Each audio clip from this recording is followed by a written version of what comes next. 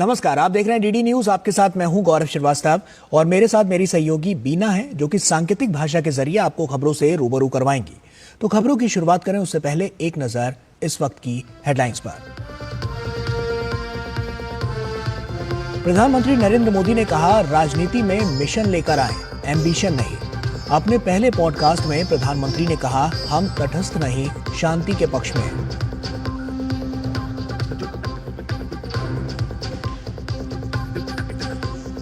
पूर्वांचल के लोगों के खिलाफ अरविंद केजरीवाल की टिप्पणी के विरोध में भाजपा कार्यकर्ताओं और समर्थकों का जोरदार प्रदर्शन। दिल्ली विधानसभा चुनाव के लिए नामांकन प्रक्रिया जारी।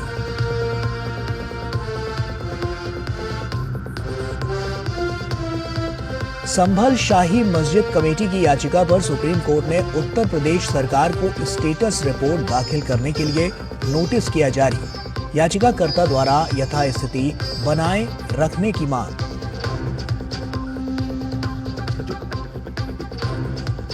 छत्तीसगढ़ के बीजापुर में 13 हार्डकोर नक्सलियों ने डाले हथियार। सरेंडर करने वालों में मध्य प्रदेश और महाराष्ट्र के इनामी नक्सली भी शामिल।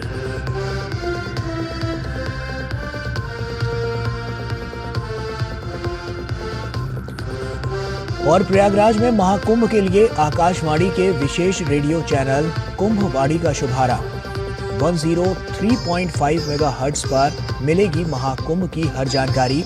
मुख्यमंत्री योगी आदित्यनाथ ने प्रसार भारती की सराहना की।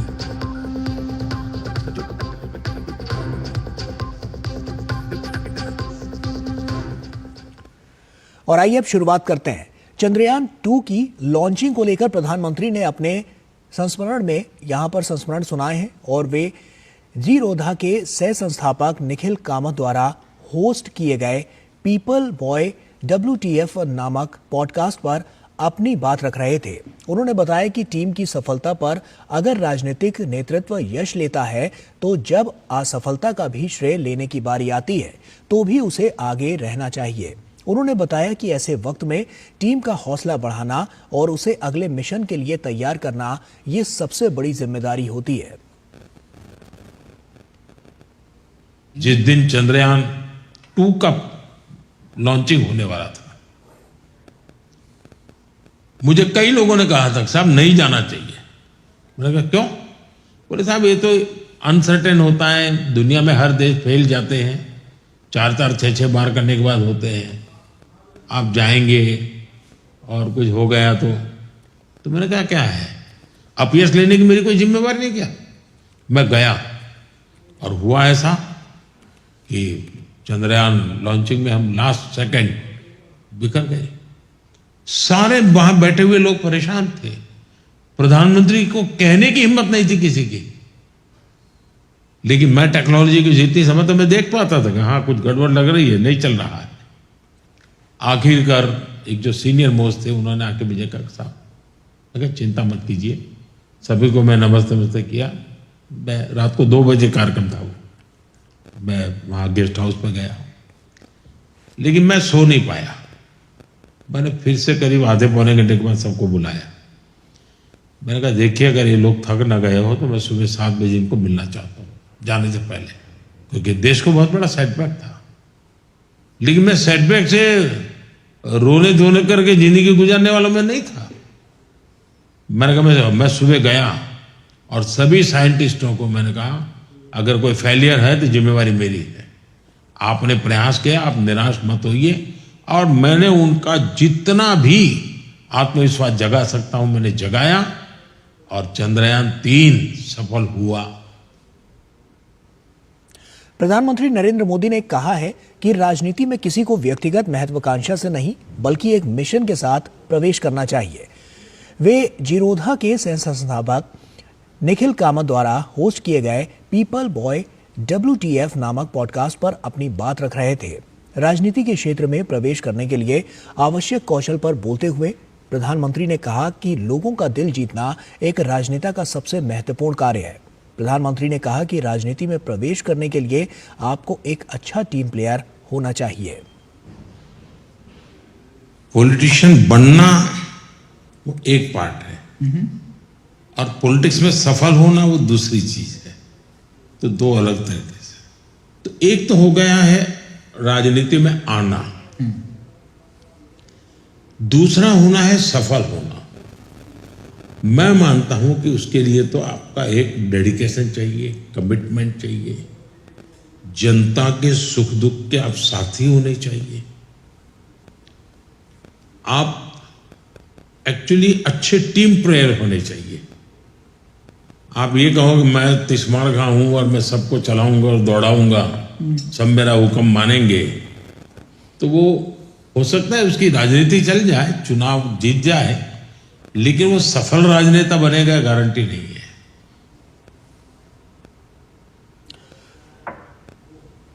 और वहीं प्रधानमंत्री ने राजनीति में विचारधारा और आदर्शवाद के बीच आदर्शवाद को महत्वपूर्ण माना है और उन्होंने अपने पहले पॉडकास्ट इंटरव्यू में कहा कि विचारधारा से ज्यादा महत्व आदर्शवाद का है।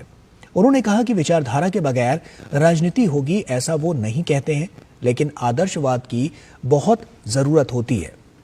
उन्होंने कहा कि स्वतंत्रता के पहले भले ही गांधी और सावरकर के रास्ते अलग अलग हों, लेकिन दोनों की विचारधारा देश की आजादी थी। आइडियोलॉजी से भी ज्यादा आइडियलिज्म का महत्व है। आइडियोलॉजी के बिना राजनीति होगी ऐसा मैं नहीं कहता हूं, लेकिन आइडियलिज्म, आदर्शवाद, इसकी बहुत जरूरत होती है। जैसे आजादी के पहले क्या आइडियोलॉजी थी भाई? आंदोलन चलता, फ्रीडम, आजादी, वही एक आइडियोलॉजी थी।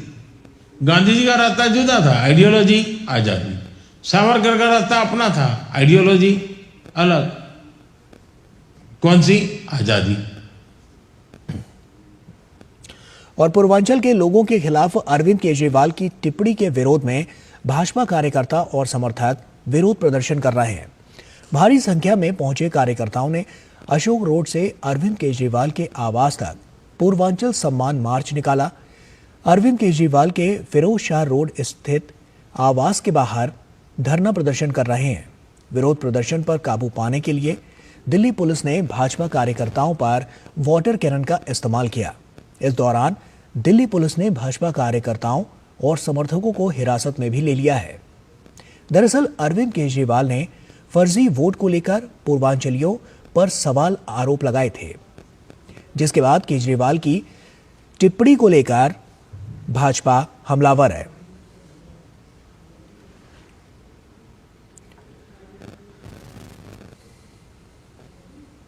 अरविंद केजरीवाल पर पूर्वांचलियों का अपमान करने का आरोप लगाते हुए भाजपा कार्यकर्ताओं ने पूर्वांचल सम्मान मार्च में हिस्सा लिया।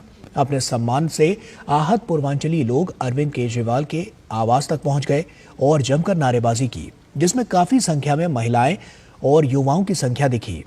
विरोध प्रदर्शनकारियों से बात की हमारे संवाददाता धीरज कुमार ने।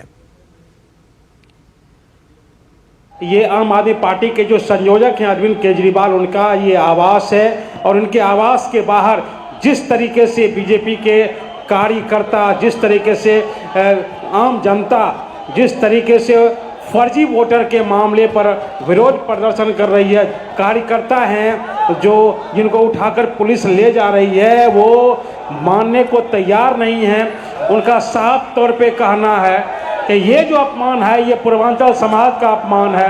आम आदमी पार्टी की तरफ से, अरविंद केजरीवाल की तरफ से हमारा अपमान हुआ है और जिस अपमान की वजह से एक तरीके से देख सकते हैं कि कैसे जो भारतीय जनता पार्टी के नेतृत्व में एक जो बड़ा जो हुजूम है, जिसमें कि युवा हैं, जिसमें महिलाएं भी हैं जो कि इस प्रदर्शन में शामिल हुई है। हम कुछ महिलाओं से भी बात करेंगे कि किस तरीके से वो इस उग्र प्रदर्शन में शरीक हो रही है। केजरीवाल जी चाहे कितना भी जुर्म कर ले, वो पानी की बौछार चलवाए या हमें अरेस्ट करवाए, लेकिन पूर्वांचल के लोगों ने ठाना है कि लिट्टी चोखा खाना है और केजरीवाल को भगाना है। क्या कहेंगे जो सर्दी में एक तरीके से पानी का बौछार हुआ है?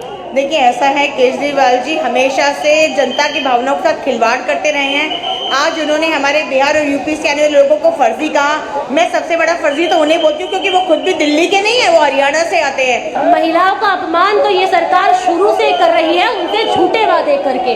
अब आप देखिए, इसी सरकार ने आज महिलाओं को एक वोट का पात्र बना रखा है कि महिलाओं का वोट मिलेगा तो हम सत्ता में आ जाएंगे। आज ये कह रहे हैं कि महिलाओं को 2100 रुपए देंगे। 3 महीने 4 महीने पहले 1000 रुपए का वादा किया था महिलाओं से लोकसभा चुनाव में, कहा है? जो एक महिला मुख्यमंत्री है उसको अस्थायी बता रहे हैं, और जो स्वाति मालीवाल है उनके साथ भी मारपीट हुई है। तो ये नहीं लगता है कि ये महिला विरोधी सरकार है? महिला विरोधी, देखिए आप कितना बड़ा एग्जाम्पल है, ये कितना बड़ा उदाहरण है। केजरीवाल की करीबी कही जाने वाली स्वाति मालीवाल के साथ ही उनकी करीबी कही जाने वाली राज्यसभा सांसद, उनके घर में, उनके निजी घर के, उनके नाक के नीचे उससे बदसलूकी हुई है। तो कितना बड़ा उदाहरण है ये महिला सम्मान का। जो सरकार अपनी राज्यसभा सांसद को सेफ नहीं रख पा रही, वो दिल्ली की आम महिलाओं को क्या सेफ रखेंगी? विरोध प्रदर्शन में जिस तरीके से भारतीय जनता पार्टी के कार्यकर्ताओं ने शामिल होकर अपनी ताकत का, पूर्वांचल मोर्चा ने अपनी ताकत का एहसास कराया है। कैमरामैन मोहित के साथ धीरज कुमार, डीडी न्यूज, दिल्ली। और वहीं आम आदमी पार्टी की ओर से पूर्वांचलियों के कथित अपमान पर आज भारतीय जनता पार्टी ने प्रदर्शन किया। भाजपा सांसद मनोज तिवारी की अगुवाई में यह प्रदर्शन किया गया। बाद में मनोज तिवारी सहित कई नेताओं, कार्यकर्ताओं को हिरासत में ले लिया गया था। हिरासत से छूटने के बाद भारतीय जनता पार्टी के सांसद मनोज तिवारी ने आम आदमी पार्टी के संयोजक अरविंद केजरीवाल द्वारा पूर्वांचल वासियों को अपशब्द कहने पर उनको आड़े हाथों लिया। उन्होंने कहा कि जिन लोगों की वजह से अरविंद केजरीवाल मुख्यमंत्री बने, आज उसी जनता के लिए अपशब्दों का प्रयोग कर रहे हैं। उत्तर प्रदेश की जनता आपकी ईंट से ईंट बजा देगी। लोग अगर आपको कुर्सी पर बैठाना जानते हैं तो आपको गद्दी से उठाकर रसातल में भी मिला सकते हैं। जिन लोगों के बल पे अरविंद केजरीवाल 3 बार मुख्यमंत्री बने, आज उनको इतना फ्रस्ट्रेशन हो गया कि आज गाली देने पे उतारू हो गए। ऊपर से अरविंद केजरीवाल ने इन पूर्वांचल के लोगों के लिए दोगला शब्द का प्रयोग किया।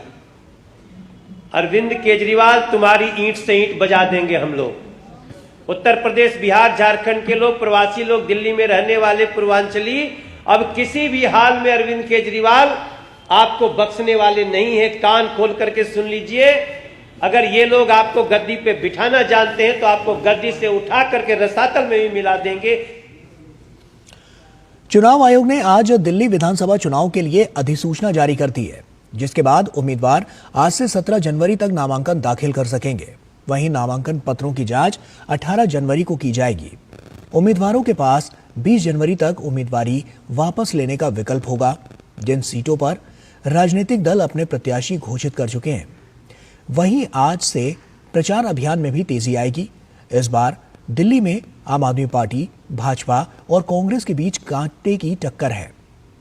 दिल्ली में 5 फरवरी को एक चरण में चुनाव होगा और 8 फरवरी को मतगणना होगी।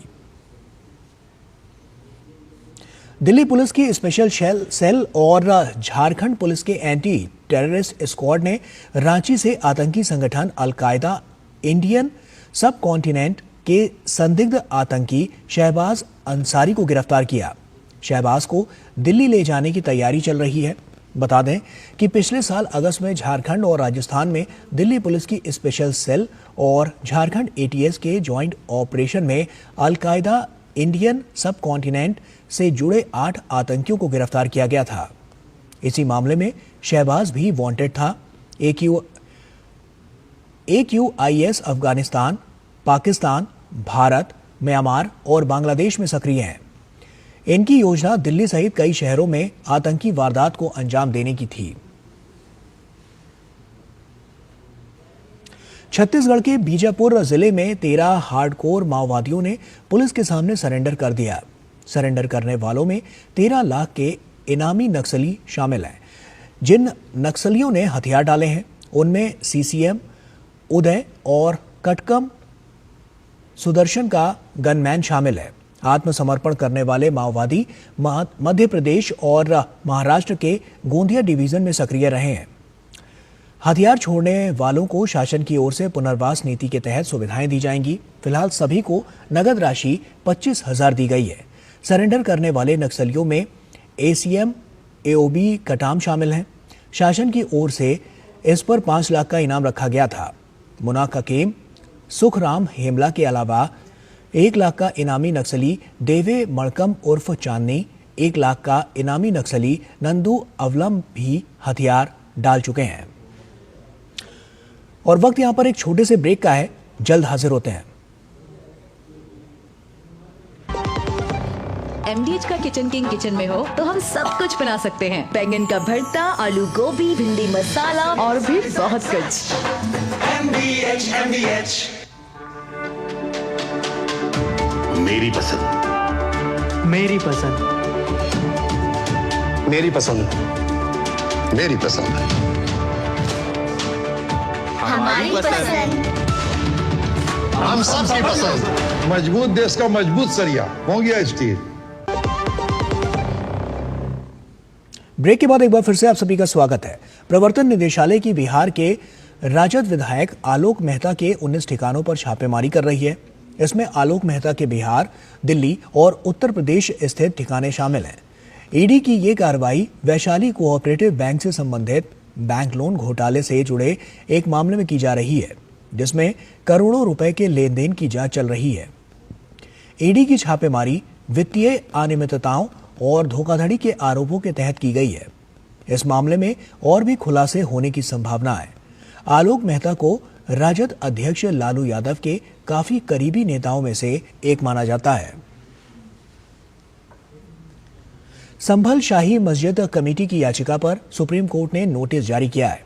कोर्ट ने यूपी सरकार को स्टेटस रिपोर्ट दाखिल करने को कहा। मस्जिद कमेटी ने अपनी याचिका में मस्जिद की एंट्री, सीढ़ियों के पास मौजूद कुएं को लेकर यथास्थिति बनाए रखने की मांग की है। कोर्ट ने संभल प्रशासन से कहा है कि वो कुएं को लेकर जारी नगर पालिका के नोटिस पर अमल न करें। और वहीं श्री कृष्ण जन्मभूमि विवाद मामले की सुनवाई सुप्रीम कोर्ट ने अप्रैल के पहले हफ्ते के लिए टाल दी है। सुनवाई के दौरान शीर्ष अदालत ने विवाद से जुड़े सभी 15 मुकदमों को एक साथ जोड़े जाने को लेकर मुस्लिम पक्ष की याचिका पर टिप्पणी करने से इनकार कर दिया। कोर्ट ने कहा कि अगर इलाहाबाद हाई कोर्ट ने सभी मुकदमों को एक साथ जोड़कर सुनवाई के फैसला लिया है तो इसमें क्या गलत है। इससे अदालत का वक्त ही बचेगा, ये दोनों पक्षों के हित में होगा। वहीं मुस्लिम पक्ष का कहना है कि सभी 15 केस में अलग अलग मुद्दे हैं, इसलिए इन्हें एक साथ जोड़कर सुनवाई करने का इलाहाबाद हाई कोर्ट का फैसला ठीक नहीं है। उत्तर प्रदेश के मुख्यमंत्री योगी आदित्यनाथ ने सर्किट हाउस प्रयागराज में महाकुंभ 2025 के लिए आकाशवाणी के विशेष कुंभवाड़ी चैनल FM 103 का लोकार्पण किया। इस अवसर पर केंद्रीय सूचना एवं प्रसारण राज्य मंत्री डॉक्टर एल मुरुगन भी ऑनलाइन माध्यम से कार्यक्रम में शामिल हुए। कुंभवाड़ी का मकसद दूर दराज में रह रहे लोगों के लिए महाकुंभ का आंखों देखा हाल पहुंचाना है। ये उन लोगों के लिए विशेष रूप से लाभदायक होगा जो कुंभ में भाग लेने के लिए प्रयागराज नहीं जा सकेंगे। देश के लोक सेवा प्रसारक प्रसार भारती की ये पहल न केवल भारत में आस्था की ऐतिहासिक परंपरा को बढ़ावा देगी, बल्कि श्रद्धालुओं को महत्वपूर्ण जानकारी देगी व सांस्कृतिक कार्यक्रमों का घर बैठे अनुभव करवाएगी। कार्यक्रम को संबोधित करते हुए मुख्यमंत्री योगी आदित्यनाथ ने प्रसार भारती को धन्यवाद देते हुए कहा कि हर बार प्रसार भारती ने महाकुंभ की जानकारी दी। समय की इस प्रतिस्पर्धा के अनुरूप अपने आप को तैयार करना और दूर दराज के क्षेत्रों में जहां पे कनेक्टिविटी के इश्यू होते हैं वहां पर बहुत सारी ऐसी चैलेंजेस थे। उन चैलेंजेस को भी ध्यान में रखते हुए FM चैनल ने, प्रसार भारती के FM चैनल ने 2013 में भी, 2019 में भी और आज जब महाकुंभ के इस आयोजन के हम साक्षी बन रहे हैं, इस अवसर पर भी कुंभवाणी के नाम पर इस विशेष FM चैनल को यहां पे शुभारंभ करने की कार्रवाई प्रारंभ की है। मैं इसके लिए उत्तर प्रदेश सरकार की ओर से प्रसार भारती को हृदय से धन्यवाद देता हूं। जूना अखाड़े के आचार्य महामंडलेश्वर स्वामी अवधेशानंद गिरी महाराज ने महाकुंभ 2025 के लिए की गई विशेष तैयारियों को लेकर प्रधानमंत्री नरेंद्र मोदी और मुख्यमंत्री योगी आदित्यनाथ का आभार जताया। अवधेशानंद गिरी महाराज ने कहा कि प्रधानमंत्री मोदी के सत संकल्प से ही प्रयागराज में उत्तम व्यवस्थाएं हो पाई हैं। साथ ही उन्होंने सीएम योगी आदित्यनाथ को कुशल प्रशासक बताया। बता दें कि जूना अखाड़ा भारत में नागा साधुओं का बहुत पुराना और बड़ा समूह है। उत्तम कोटि की है। मैं तो ये भी कहना चाहूंगा कि माननीय योगी जी ने एक अद्भुत प्रबंध किया है। वो एक कुशल प्रशासक हैं, अद्भुत शासक हैं, एक विचित्र उपासक हैं। बहुत बहुत बधाई। माननीय प्रधानमंत्री जी के सत्संकल्प से यहाँ एक विचित्र व्यवस्थाएं दिखाई दे रही हैं जो अत्यंत मोहक हैं, सबको प्रियकर, रुचिकर, सुखकर लग रही हैं। विदेश मंत्री एस जयशंकर ओडिशा के भुवनेश्वर में आयोजित 18वें प्रवासी भारतीय दिवस में शामिल हुए। इस दौरान उन्होंने देश में महिला सशक्तिकरण के क्षेत्र में हो रहे विकास की सराहना की। उन्होंने कहा कि प्रधानमंत्री मोदी के नेतृत्व में देश वुमेन लेड डेवलपमेंट की ओर अग्रसर हुआ है, जिससे भारतीय महिलाओं को राष्ट्रीय और अंतर्राष्ट्रीय मंच पर सम्मान मिल रहा है।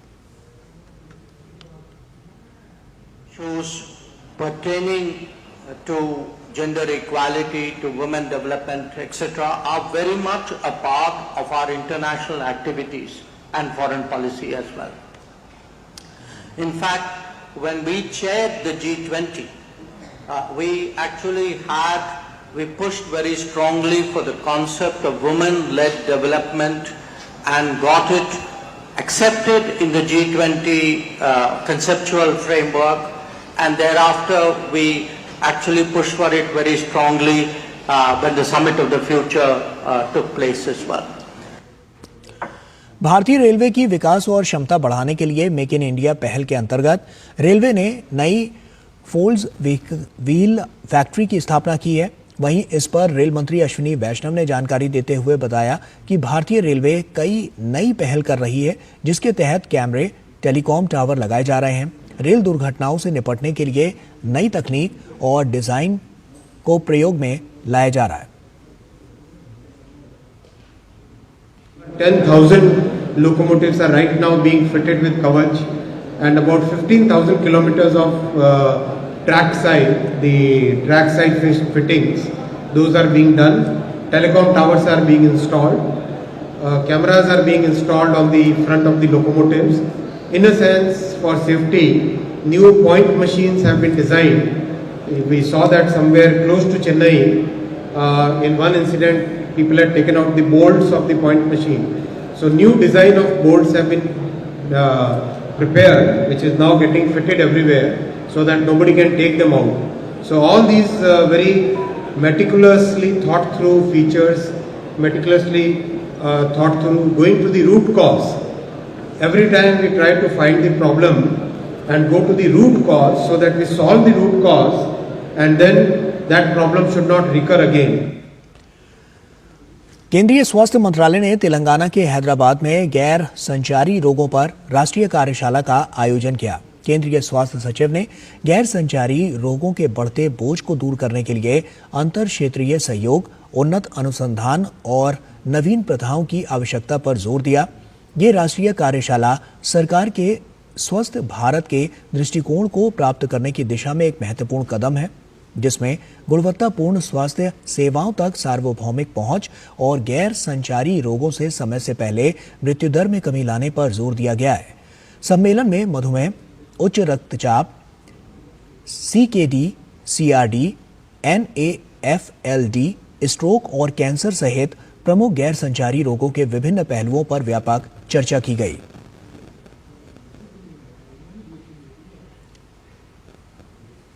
और असम के मोरीगांव जिले के प्रेमानंद विश्वास को गणतंत्र दिवस पर देश की राष्ट्रपति के साथ भोजन करने के लिए राष्ट्रपति भवन से निमंत्रण मिला है।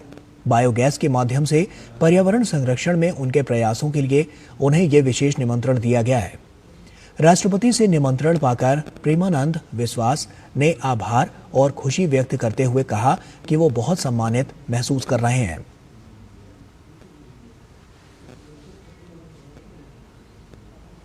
और इसी के साथ फिलहाल इतना ही। पूरी टीम को दीजिए इजाजत। आप बने रहिए डीडी न्यूज के साथ। नमस्कार।